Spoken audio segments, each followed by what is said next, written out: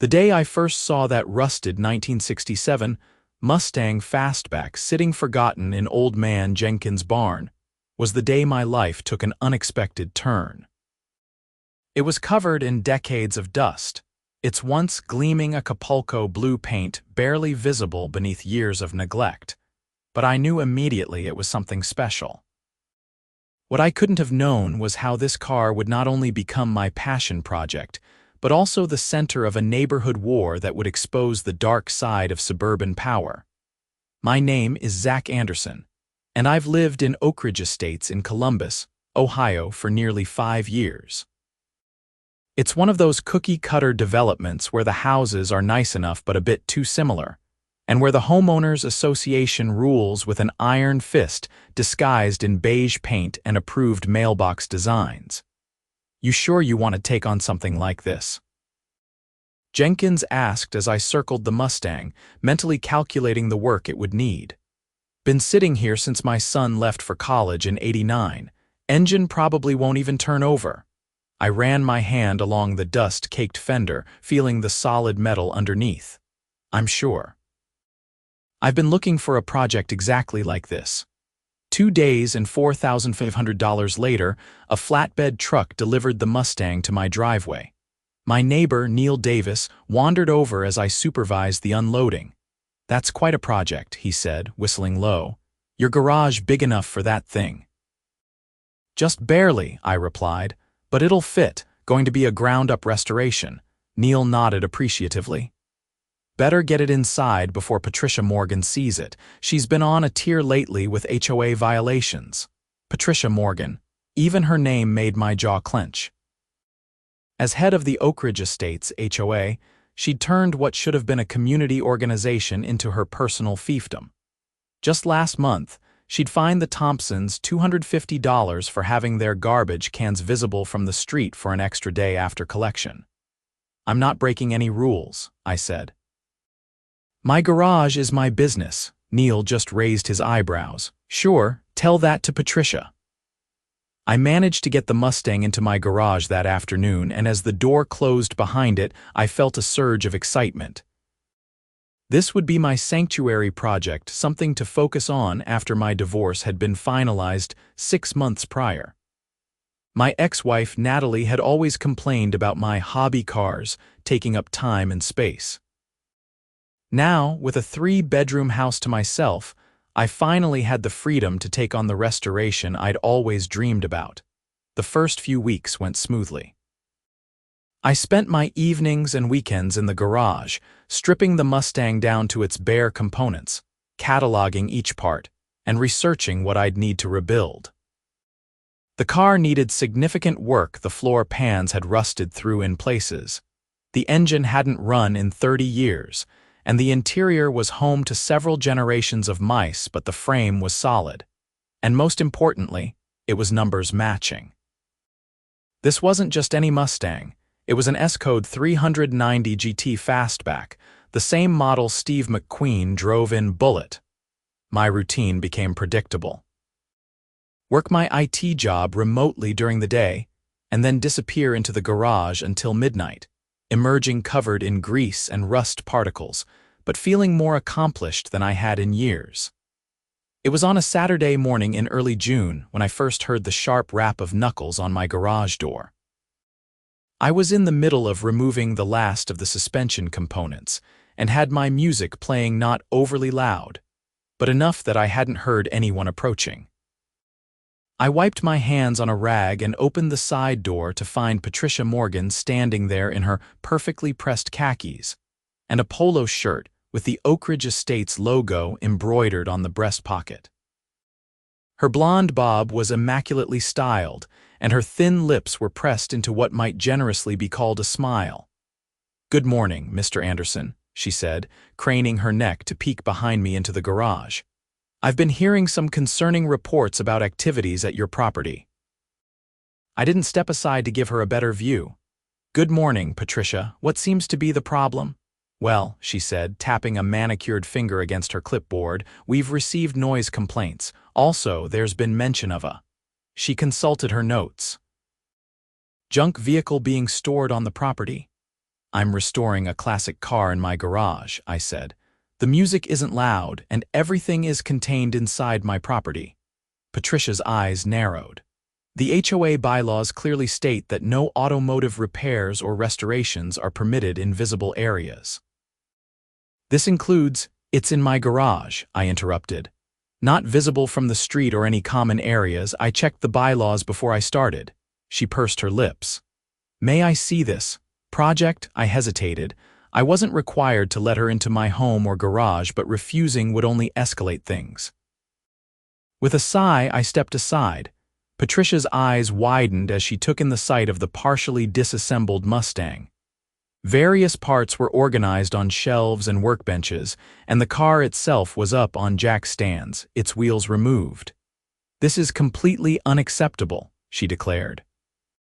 This is clearly a commercial operation, I laughed, which only made her frown deepen. It's a hobby, Patricia, one car for personal use. The noise, the smells. I can smell oil and chemicals right now. This is a residential neighborhood, not a mechanic's shop.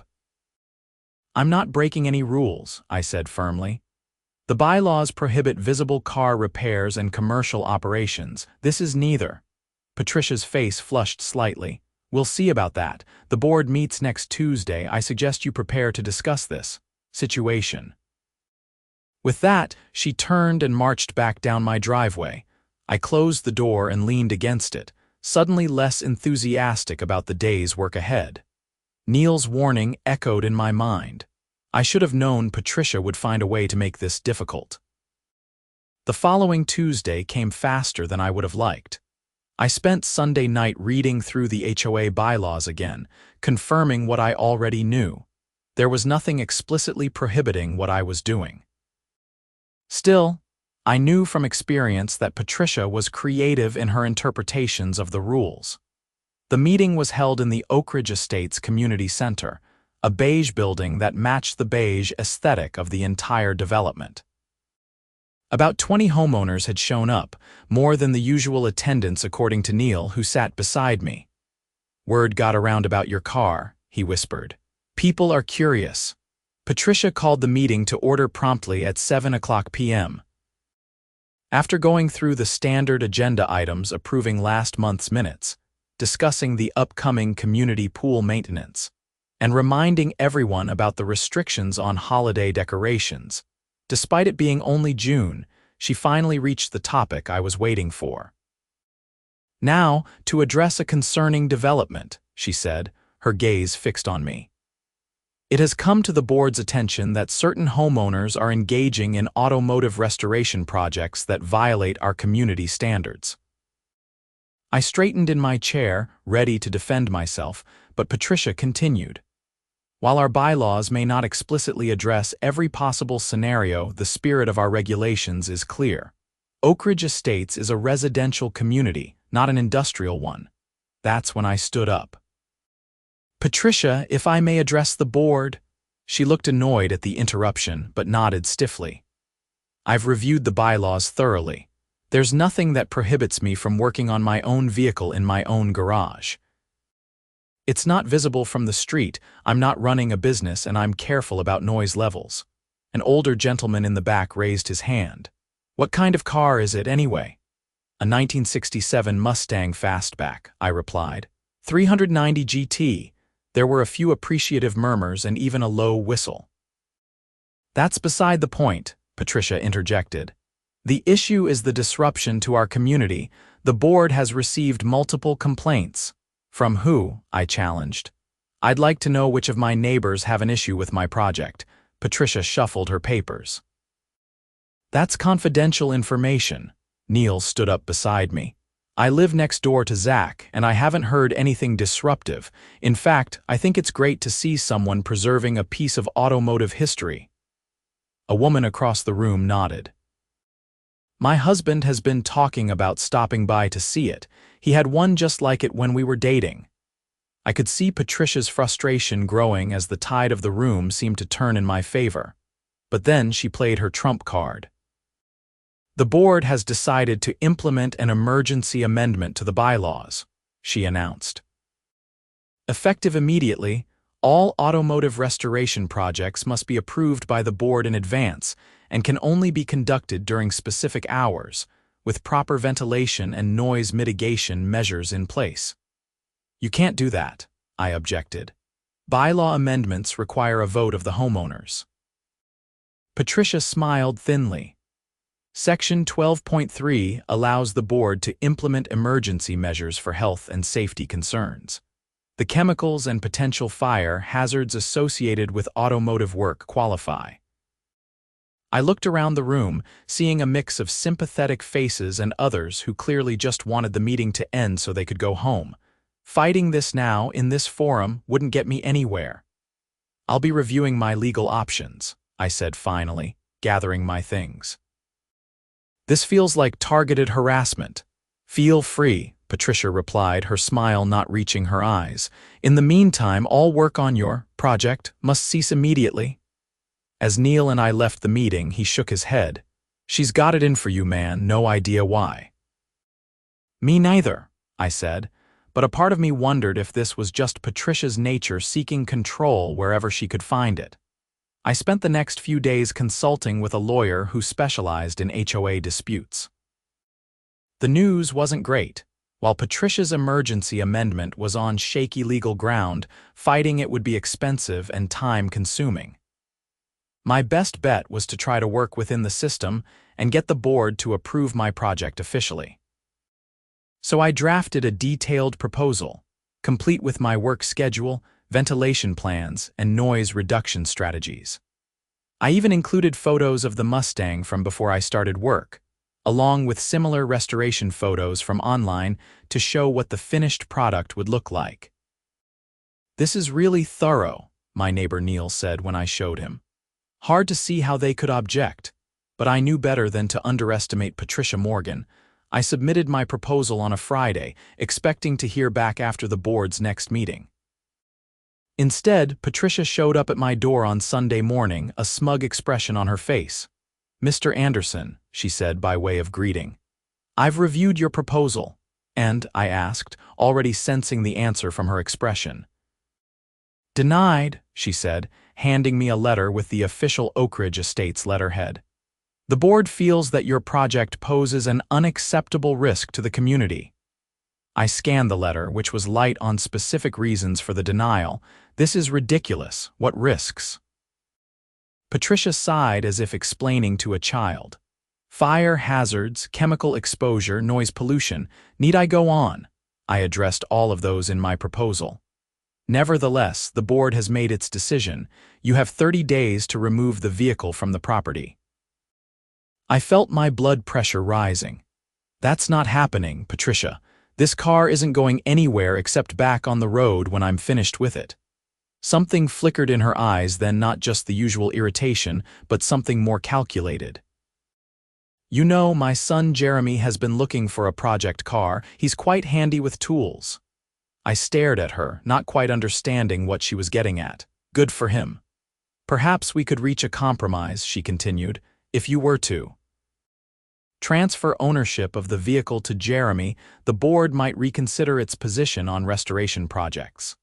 It took me a moment to process what she was suggesting. "You want me to give your son my car?" Patricia waved her hand dismissively. "Not give, necessarily. He could compensate you for your investment so far." "I've put thousands into this already," I said, incredulous, "not to mention hundreds of hours of labor." "Jeremy would offer a fair price," she insisted. "Say $5,000. The Mustang, even in its current state, was worth at least 3 times that. Once restored, it would be worth north of $80,000. "This conversation is over," I said, stepping back and beginning to close the door. "Your son is not getting my car." Patricia's friendly facade dropped instantly. "Then neither are you. That car leaves your property in 30 days or you'll face daily fines of $100. And believe me, I can find plenty of other violations to add to that." The door closed with a satisfying thunk, but my satisfaction was short-lived. I knew Patricia well enough to know she wasn't bluffing about the fines. I called my lawyer the next morning. "She actually asked you to sell the car to her son." Dennis Miller, my attorney, asked in disbelief. Not asked. Demanded, basically, I replied. Said the board might reconsider its position if I did. That's extortion, Dennis said, and a clear abuse of HOA powers, unfortunately proving it would be your word against hers unless you recorded the conversation. I hadn't, of course. Who records conversations at their front door? So what are my options? Dennis sighed. We can challenge the emergency amendment as procedurally improper, but that will take time. Meanwhile, they can start issuing those fines. You'd have to appeal each one separately. That sounds like a nightmare. HOA disputes usually are, he admitted. Look, the most straightforward approach might be to get the amendment overturned by a vote of the homeowners. You seem to have some support at that meeting. That was true, and it gave me an idea. Over the next 2 weeks, I became a one-man campaign machine. I created a simple flyer explaining my situation and the precedent it would set today. It was my classic car restoration. Tomorrow it could be someone's woodworking hobby or art studio. I went door to door, meeting neighbors I'd barely spoken to before, showing them photos of the Mustang and explaining my vision. The response was overwhelmingly positive. Many homeowners were already frustrated with Patricia's heavy-handed leadership. My situation became a rallying point for their discontent. Neil helped spread the word too, organizing an informal gathering at his house where I could show neighbors the detailed restoration plans and safety measures I'd put in place. To my surprise, nearly 30 people showed up. My dad had a '65 Mustang, said Lisa Hernandez, examining my parts catalog. I used to help him change the oil when I was little. I can't believe the HOA is giving you grief over this. Patricia's been looking for ways to flex her power since she became board president, commented Frank Williams, a retired high school principal who lived at the end of our street. Last month she tried to fine me because my garden hose wasn't properly stored. The hose was out because I was using it. As the gathering wound down, Frank pulled me aside. You know, there's a provision in the HOA bylaws for calling a special membership meeting to vote on amendments or to recall board members. You need signatures from 25% of the homeowners. Recall. I asked, "You think we could actually remove Patricia from the board?" Frank nodded grimly. It's time. She's been abusing her position for too long. With Frank's guidance, I drafted a petition calling for both the revocation of the emergency amendment and a vote of no confidence in Patricia Morgan as board president. Within a week, we had signatures from nearly 40% of Oak Ridge Estate's homeowners. When I delivered the petition to the HOA's management company, I made sure to request that the special meeting be scheduled within the 30-day window Patricia had given me to remove the Mustang. The management company, bound by the bylaws, set the date for exactly 27 days after her ultimatum. Patricia's response was swift and predictable. The day after I submitted the petition, I received notice of 3 separate violations. Improper storage of a derelict vehicle, despite it being in my garage. Unapproved modifications to my property referring to the additional ventilation I'd installed in the garage, and creating a nuisance, without specifying what the nuisance was. Each violation carried a $100 fine, effective immediately. I appealed all 3, which at least delayed the payment requirement until after a hearing. But Patricia wasn't done. The following Saturday, as I was carefully installing the rebuilt front suspension on the Mustang, I heard someone in my driveway. Through the garage windows, I saw Patricia with a man I didn't recognize. They were taking photos of my house and garage. I opened the door. "Can I help you?" "Building inspector," the man said, holding up an ID badge too quickly for me to read it. "We've received reports of unpermitted construction." "There's been no construction," I said. "I'm restoring a car." "The ventilation modifications," Patricia interjected, pointing to the small exhaust fan I'd installed in the side of the garage. "Those require permits." The man looked uncomfortable. "I'll need to see inside the garage, sir." I was about to refuse when I realized that might only make things worse. "Fine," I said, opening the door wider, "but I want to see your ID properly, and I want to know exactly what authority you have to inspect private property without notice." The man handed me his badge. To my surprise, it didn't identify him as a building inspector, but as a code enforcement officer for Oak Ridge Estates HOA, not a city official at all. "You're not a building inspector," I said. "You have no legal authority to enter my property." The man glanced at Patricia, who flushed with anger. "He works with the city," she insisted. "As what?" I demanded. "Because his badge says he works for the HOA. The man cleared his throat. "I'm a consultant for the HOA on code compliance issues." "So you lied," I said flatly. "You represented yourself as a government official, which is illegal." Patricia grabbed the man's arm. "We'll be back with proper city officials," she threatened, pulling him toward her car. I immediately called Dennis, who was just as outraged as I was. "That's impersonation of a government official," he said. "It's a criminal offense in Ohio. I'm calling the police." Within an hour, 2 Columbus police officers were at my door taking a report. They seemed skeptical at first, but when Neil came over and confirmed he'd witnessed the exchange and heard the man identify himself as a building inspector, they became more interested. "We'll look into it," Officer Reynolds said. Impersonating a government official is a first-degree misdemeanor in Ohio. If this guy's just an HOA consultant, he crossed a serious line. The police visit had apparently been noticed by several neighbors because my phone started blowing up with texts asking what had happened.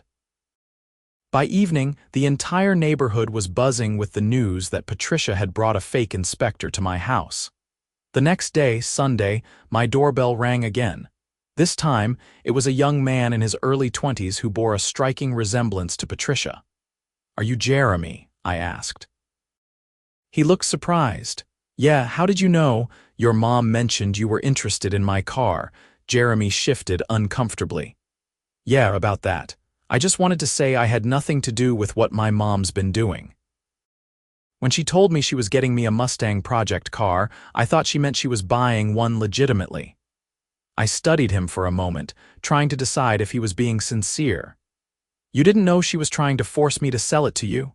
"No way," he said, looking genuinely horrified. "That's messed up. I came to apologize and to tell you I want nothing to do with it. I love cars, but not like this." It was a surprising but welcome development. "I appreciate that, Jeremy. This situation isn't your fault," he nodded, still looking embarrassed. "My mom can be intense. Especially since the divorce. She's always trying to prove something. That explained some of her behavior, but it didn't excuse it." "Well, there's a special HOA meeting next week. You might want to talk to your mom before then." Jeremy grimaced. "I tried, she's not listening. She keeps saying something about teaching people to respect authority." After he left, I couldn't help but feel a twinge of sympathy for Patricia. Divorce was hard, I knew that firsthand, but using an HOA position to bully neighbors was no way to cope. The day of the special meeting arrived with tension hanging in the air like an approaching storm.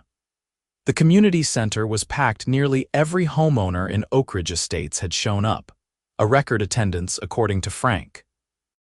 Patricia arrived precisely on time, flanked by the other 4 board members. She looked confident, almost smug, as she called the meeting to order. "We're here today because certain elements in our community are attempting to undermine the authority of the board," she began. "Before we address the petition, I'd like to clarify some misinformation that's been circulating." I tensed, wondering what spin she was about to put on the situation. "Mr. Anderson has characterized our reasonable safety concerns as a personal vendetta," she continued. "Nothing could be further from the truth. The board's primary responsibility is the safety and property values of all residents." She nodded to one of the other board members, who distributed a packet of papers. "These are expert opinions on the fire and environmental hazards posed by automotive restoration in residential areas. As you can see, the risks are significant."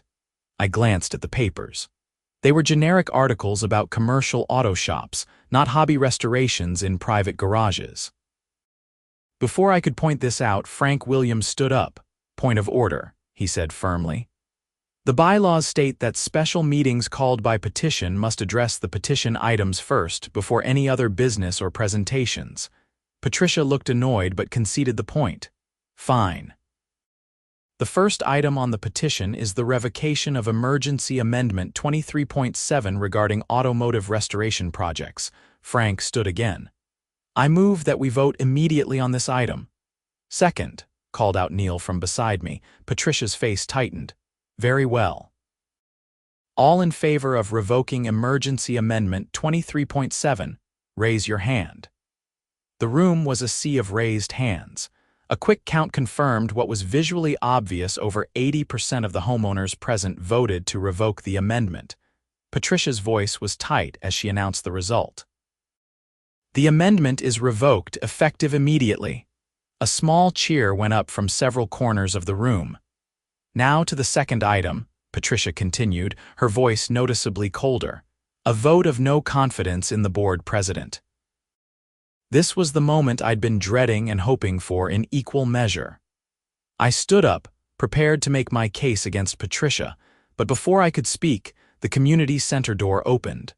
Officer Reynolds from the Columbus Police Department entered, accompanied by another officer I didn't recognize. "Sorry to interrupt," Officer Reynolds said. "Is Patricia Morgan present?" Patricia stood, her face suddenly pale. "I'm Patricia Morgan. Madam, we need to speak with you outside." The room went silent as Patricia made her way to the door. Through the windows, we could see the officers talking to her, showing her some kind of document. Her body language shifted from confident to defensive to defeated in the span of minutes. When she came back inside, her face was ashen.